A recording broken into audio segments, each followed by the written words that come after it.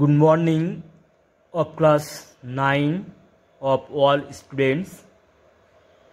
দেখো আজকের আমরা অনলাইন ক্লাস নম্বর 1 স্টার্ট করছি। তো আমাদের টপিক হচ্ছে লগারিদম। এই যে চ্যাপ্টারটা ক্লাস 9 এর আছে তোমাদের টেক্সট বুকের পেজ নাম্বার 2277 পেজ। এই পেজে তোমরা লক্ষ্য করো এই চ্যাপ্টারটার যে পিকচার এখানে দেওয়া আছে সেই পিকচারটার দিকে তোমরা তাকাও। অর্থাৎ দেখো এখানে পেজ নাম্বার 2277। ওকে, তো দেখো লগারিদমের ধারণা আমরা কেমনভাবে তৈরি করব তার একটা বেসিক কনসেপশন আমি দিচ্ছি। তাহলে প্রথমে আমরা এইটা জানবো যে লগারিদম কোন কোন ক্ষেত্রে ব্যবহৃত হয়। তো লগারিদমের ধারণা ব্যবহার করে আমাদের কেমিস্ট্রি, ফিজিক্স এবং ইলেকট্রিক্যাল ইঞ্জিনিয়ারিং ভিন্ন ভিন্ন ক্ষেত্রে অঙ্কের জটিল ক্যালকুলেশন এক নিমেষে সলভ করা যায়। ঠিক আছে, তো এইভাবে এই যে লগারিদমের ধারণা আমরা কেমনভাবে ব্যবহার করব সেটাকে আমি অ্যাপ্লিকেশন করছি। দেখো যেমন 3⁴ ইকুয়াল টু 81, অর্থাৎ 4টে 3 গুণ করলে 81 হয়। তো এই যে ফর্মটাকে আমরা বলবো এক্সপোনেনশিয়াল ফর্ম। ইংলিশে বলা হয় এক্সপোনেনশিয়াল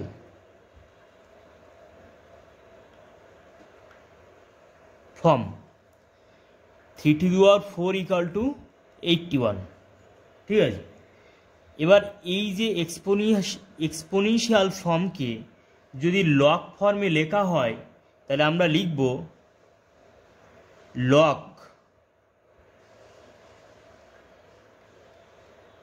81/3 ইকুয়াল টু 4।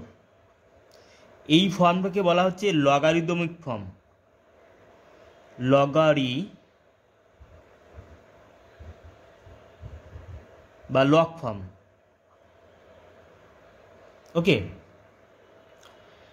তাহলে দেখো যে এই যে 3-এর মাথায় 4, অর্থাৎ 3-এর পাওয়ারে 4 আছে, অর্থাৎ 4 সমান আমরা লিখতে পারি যে লগ 81/3। এটাকে পড়ার নিয়ম হচ্ছে, এখানে আমি ইংলিশে লিখে দিচ্ছি যে এটাকে পড়ার নিয়ম হচ্ছে লগ অফ 81/3।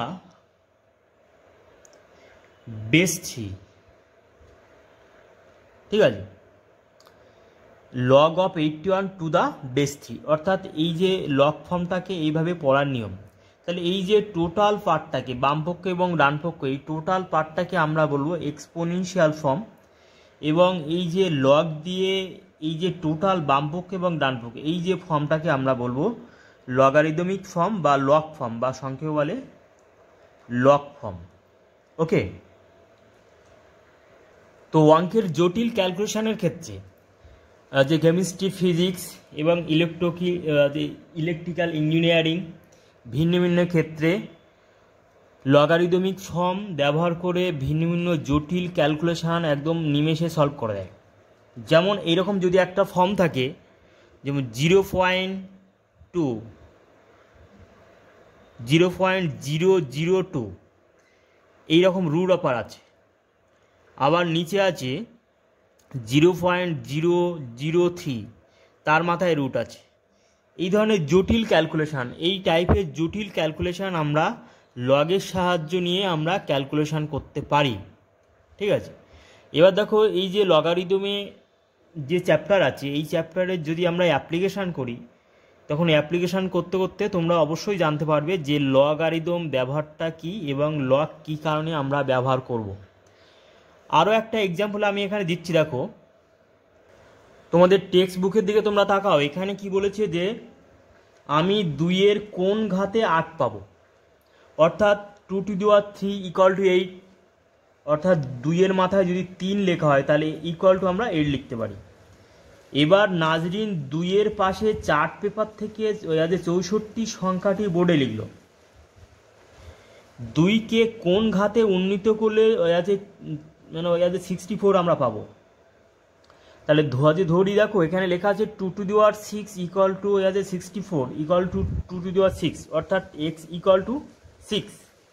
অর্থাৎ এখানে আমরা বুঝতে পারছি যে 2-এর ষষ্ঠ ঘাত হচ্ছে 64। এবার দেখো যে নাজরিন 2-এর পাশে চার্ট পেপার থেকে 7 সংখ্যাটি লিখেছে। তাহলে আমি 2কে কোন ঘাতে উন্নীত করলে 7 পাবো। তাহলে ধরি 2 to the power x equal to 7। তাহলে এটাকে 1 নম্বর দ্বারা প্রকাশ করা হচ্ছে। তাহলে এখানে যে প্রশ্নটা বলছে সেটাকে আমি ব্যাখ্যা করছি। দেখো যেমন 2 to the power 3 = 8, অর্থাৎ 2-এর মাথায় 3 লিখলে আমরা 8 পাচ্ছি। ঠিক আছে, অর্থাৎ 2কে 3 ঘাতে উন্নীত করলে আমরা 8 পাচ্ছি, যেটা তোমাদের টেক্সট বুকে যেটা দেওয়া আছে। এবার হচ্ছে 2কে কোন ঘাতে উন্নীত করলে 7 পাবো, অর্থাৎ 2-এর মাথায় কোন ঘাতটা লিখলে আমরা 7 সংখ্যাটি পাই। তাহলে এটাকে নাম্বার 1 দ্বারা ওখানে প্রকাশ করা হয়েছে। এই যে x এর মানটা আমরা নির্ণয় করতে গেলে আমরা এই লগের সাহায্য নিয়ে আমরা করব।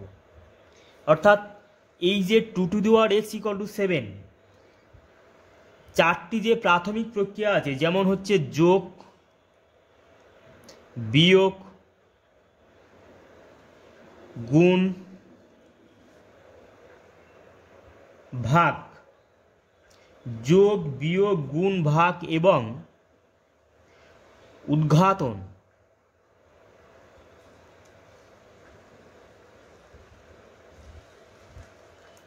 উদ্ঘাটন কথার অর্থ হচ্ছে ঘাত বৃদ্ধি।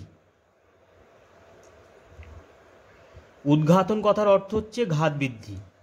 ঘাত বৃদ্ধি যেমন হচ্ছে বইয়ে তোমাদের দেওয়া আছে, দেখো যে 5 স্কোয়ার, তারপর দেওয়া আছে 3 to the power 4/3 ইত্যাদি। অবঘাতন, অবঘাতন যেমন হচ্ছে মূল নির্ণয়, মূল নির্ণয় যেমন √5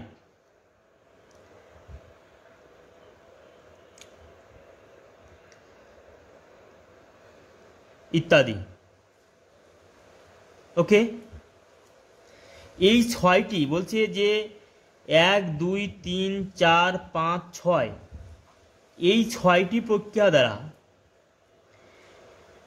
x এর মান বের করতে পারবো না, অর্থাৎ এই সমীকরণের x এর মান আমরা বের করতে পারবো না। ঠিক আছে, যে অবঘাতন, ঘাত বৃদ্ধি, যোগ, বিয়োগ, গুণ, ভাগ ইত্যাদি ইত্যাদি প্রক্রিয়া দ্বারা আমরা এই যে 6টি মৌলিক প্রক্রিয়া দ্বারা x এর কোনো মান আমরা বের করতে পারবো না। কিন্তু এই যে 1 নম্বর সমীকরণের মান আমরা, অর্থাৎ সমাধান আমরা কি করে নির্ণয় করব। এই 1 নম্বরের সমীকরণের সমাধান আমরা নির্ণয় করব লগারিদমের সাহায্য নিয়ে, অর্থাৎ লগারিদমের ধারণা ব্যবহার করে আমরা এই 1 নম্বর সমীকরণের সমাধান করতে পারি। আর এই যে লগারিদমের ধারণাকে ব্যবহার করে এই যে x এর মান নির্ণয় করাটাকে আমরা বলবো যে সপ্তম মৌলিক প্রক্রিয়া। ঠিক আছে, সপ্তম মৌলিক প্রক্রিয়া। তাহলে আমরা x = আমরা কি লিখব, অতএব x = আমরা লিখব log 7 to the base 2। ঠিক আছে, তাহলে এই যে ধারণাকে, এই যে x এর মান এই নির্ণয় প্রক্রিয়াটাকে, এটাকে বলা হয় সপ্তম মৌলিক প্রক্রিয়া। এটার এই যে x এর মান এইভাবে নির্ণয় করাটাকে বলা হয় সপ্তম মৌলিক প্রক্রিয়া। তাহলে দেখো এখানে চিন্তা ভাবনা করে যে তোমরা যে এই 6টি প্রক্রিয়া দ্বারা যোগ, বিয়োগ, গুণ, ভাগ, উদ্ঘাটন, অবঘাতন ইত্যাদি প্রক্রিয়া দ্বারা এই x এর মান নির্ণয় করা সম্ভব নয়, অর্থাৎ কোনোভাবেই এই x এর মান নির্ণয় করা সম্ভব নয়। তাহলে এক্সের এই মানটা নির্ণয় করতে গেলে আমরা লগের সাহায্য নেব, অর্থাৎ এই লগের সাহায্য নিয়ে এক্সের যে মানটা আমরা নির্ণয় করলাম, অতএব এক্স সমান এইটাকে পড়ার নিয়ম log of 7 two the base 2। এই যে এক্সের এই মান নির্ণয় করার এই প্রক্রিয়াকে বলা হয় সপ্তম মৌলিক প্রক্রিয়া। ঠিক আছে, তাহলে তোমরা দেখো যে এক্সের মাথায় এই পাওয়ারটা থাকলে তাহলে 7 নির্ণয় করা সম্ভব। ঠিক আছে, এখানে আরও একটা জিনিস লক্ষ্য করো যে 2 two the power X equal two 7 এত হলে এক্স এমন একটি বাস্তব সংখ্যা হবে যে 2 less than x less than 3 হবে এবং সেই বাস্তব সংখ্যাটিকে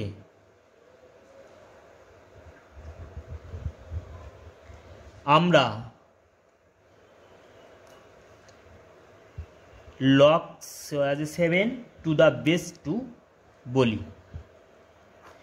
এটা তোমাদের টেক্সট বুকে অবশ্যই লেখা আছে। দেখো এই যে আমি যে কথাটা আমি লিখলাম সেই কথাটাকে আমি একটু ব্যাখ্যা করে দিচ্ছি। দেখো যে log 2 two the power X equal two 7 এটা যদি হয় তাহলে এই এক্সটা কেমন ধরনের সংখ্যা হলে এক্সের মান নির্ণয় করা সম্ভব, অর্থাৎ এক্সটা এমন একটি বাস্তব সংখ্যাকে বলে রিয়েল নাম্বার হবে যে 2 আর 3-এর মধ্যে থাকবে, অর্থাৎ 2-এর থেকে বড় হবে 3-এর থেকে ছোট হবে, তখন সেই বাস্তব সংখ্যাটিকে আমরা বলবো log 7 টু দ্য বেস 2।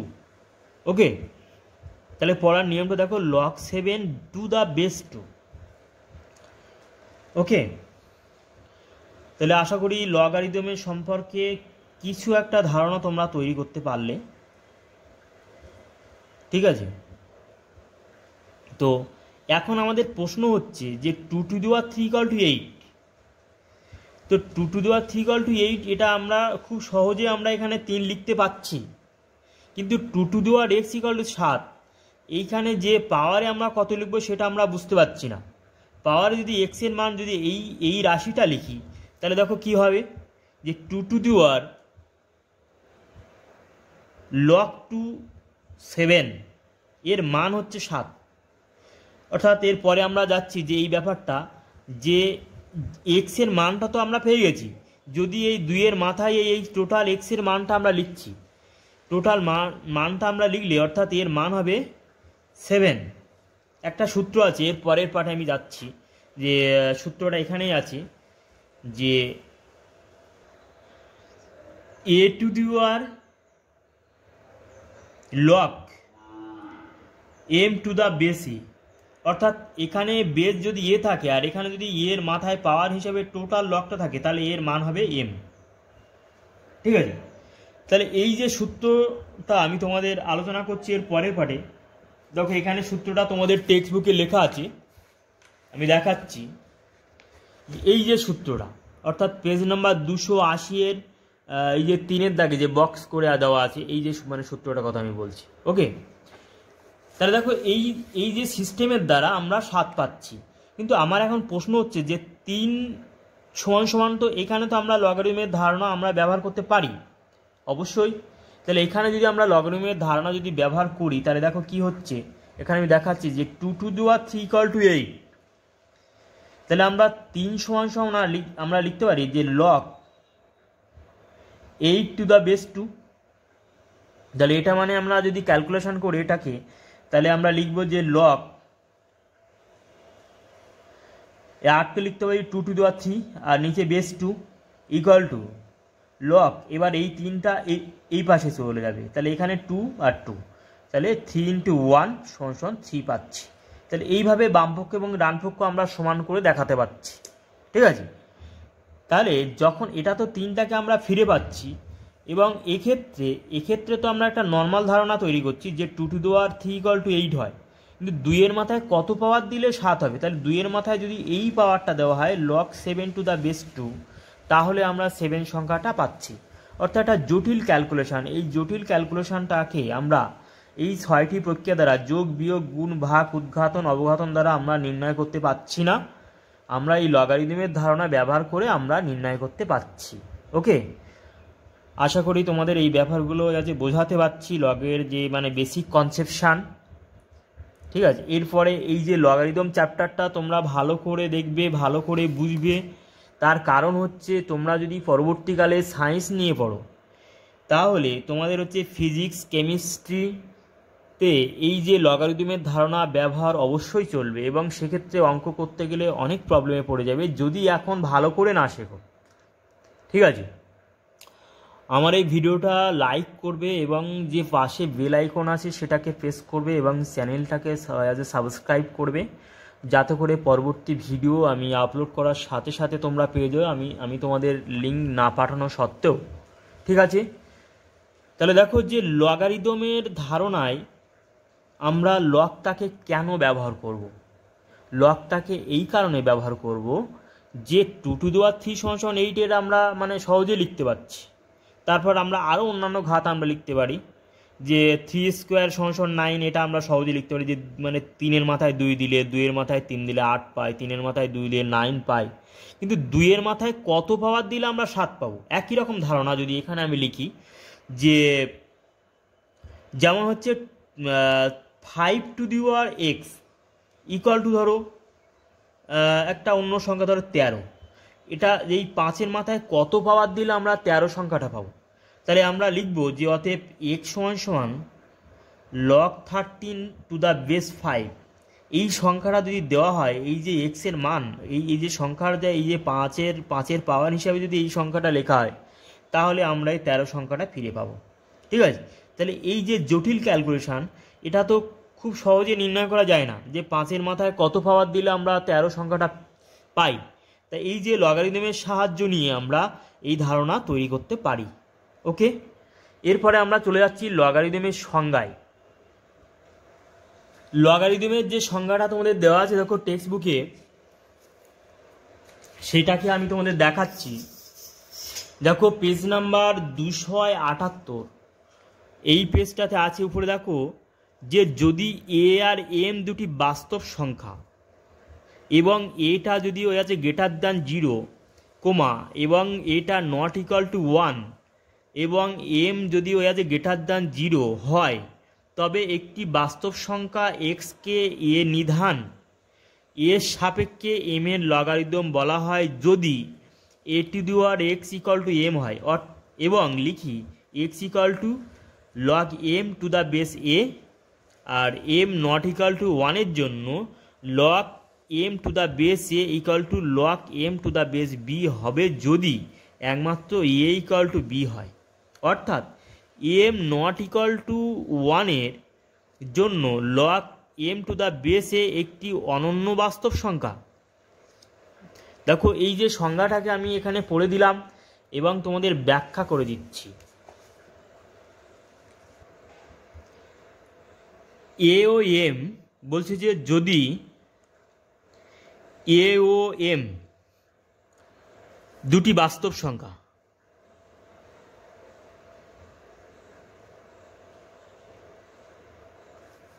বাস্তব সংখ্যা কাকে বলে তোমরা অবশ্যই জানো, যে বাস্তব সংখ্যা সম্বন্ধে আইডিয়া তোমাদের এই যে বইয়ের অর্থাৎ 9-এর বইয়ের প্রথম পাঠে দেওয়া আছে, যাকে বলে রিয়েল নাম্বার। রিয়েল নাম্বার বলতে যে এই যে বাস্তব সংখ্যা বলতে সমস্ত নাম্বারকেই বোঝায়, শুধুমাত্র দুটো নাম্বার বাদ দিয়ে, আই এবং ওমেগা। এই যে অর্থাৎ আই এবং ওমেগা এই যে দুটো নাম্বার আছে, তা এই দুটো নাম্বার বাদ দিয়ে বাকি যে সমস্ত সংখ্যা আছে, স্বাভাবিক সংখ্যা, অখণ্ড সংখ্যা, হ্যাঁ আছে মূলদ সংখ্যা, ইত্যাদি ইত্যাদি সংখ্যার যে সেট আছে, সমস্ত সেটকে বলা হবে বাস্তব সংখ্যা। অর্থাৎ এই বাস্তব সংখ্যার এরিয়াটা হচ্ছে অনেক বড়। তাহলে শুধুমাত্র আই এবং ওমেগা, এই আই আর ওমেগাটা আসলে কি নাম্বার সেটা তোমরা উঁচু ক্লাসে জানবে।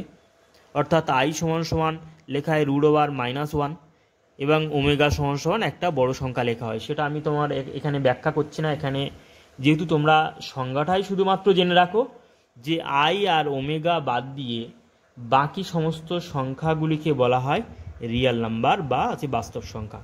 তো এখানে হচ্ছে এ আর এম দুটি বাস্তব সংখ্যা, এবং এটা কেমন হবে, এটা হচ্ছে গ্রেটার দ্যান জিরো, জিরোর থেকে বড় হবে। আবার এটা কেমন হবে, এটা নট ইকাল টু 1 হবে। এবং এমটা কেমন হবে, এমটা হচ্ছে গ্রেটার দ্যান জিরো, জিরোর থেকে বড় হবে। তবে অর্থাৎ এই শর্ত পালন করলে এ আর এম এই দুটি বাস্তব সংখ্যা, এই যে দুটো ক্রাইটেরিয়া, যদি এ গ্রেটার দ্যান জিরো আর এ যদি 1-এর সাথে সমান না হয় এবং এমটা যদি জিরোর থেকে বড় হয়, তবে একটি বাস্তব সংখ্যা এক্সকে নিধান এ এর সাপেক্ষে এম এর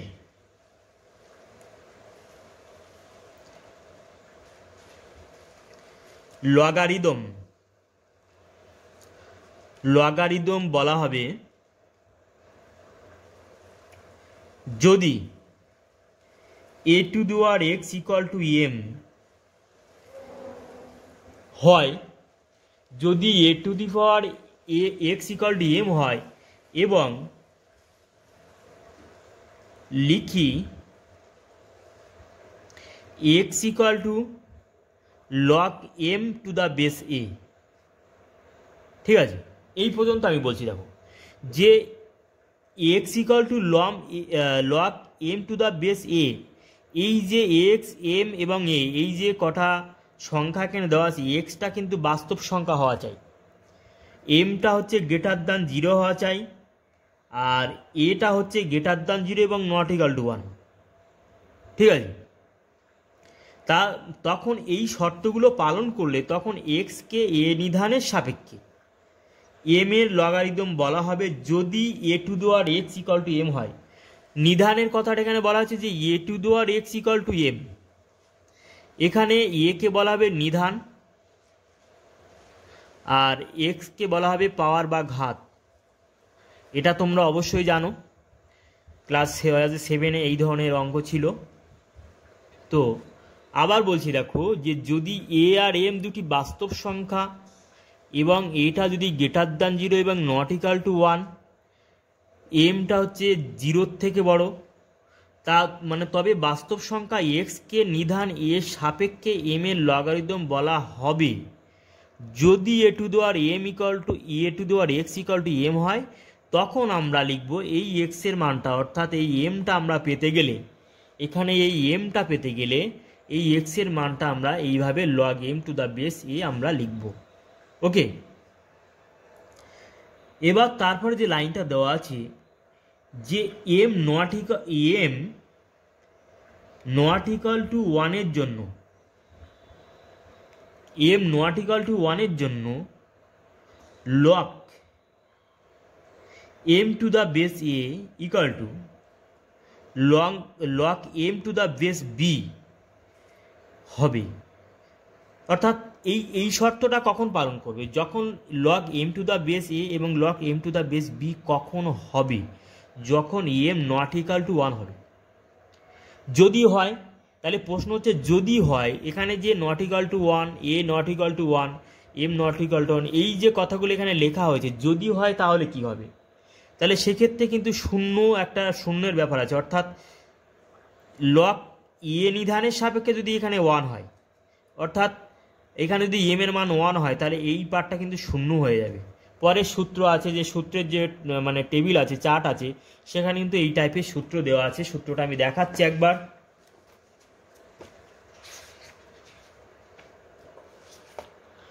লগ এ হচ্ছে বেসে আছে এবং log A 1 to the base A equal to 0। তার কারণ হচ্ছে আছে A to the power 0 equal to 1। ঠিক আছে, তার কারণ হচ্ছে এখান থেকে ব্যাক ক্যালকুলেশন করে যে লেখা যায় যে A to the power 0 equal to 1, এই কারণে আমরা 0 সমান আমরা লিখতে পারো log 1 to the base A. Okay, তাহলে এই কারণে 0 হচ্ছে, আর এই কারণে এ নট ইকাল টু 1 হবে। এবং এক্ষেত্রেও এম নট ইকুয়াল টু 1 হবে।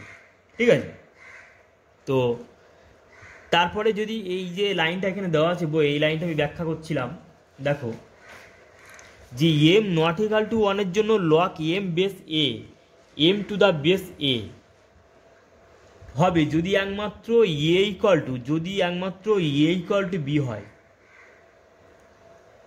অর্থাৎ এম নট ইকুয়াল টু 1-এর জন্য log M to the base A একটি অনন্য বাস্তব সংখ্যা।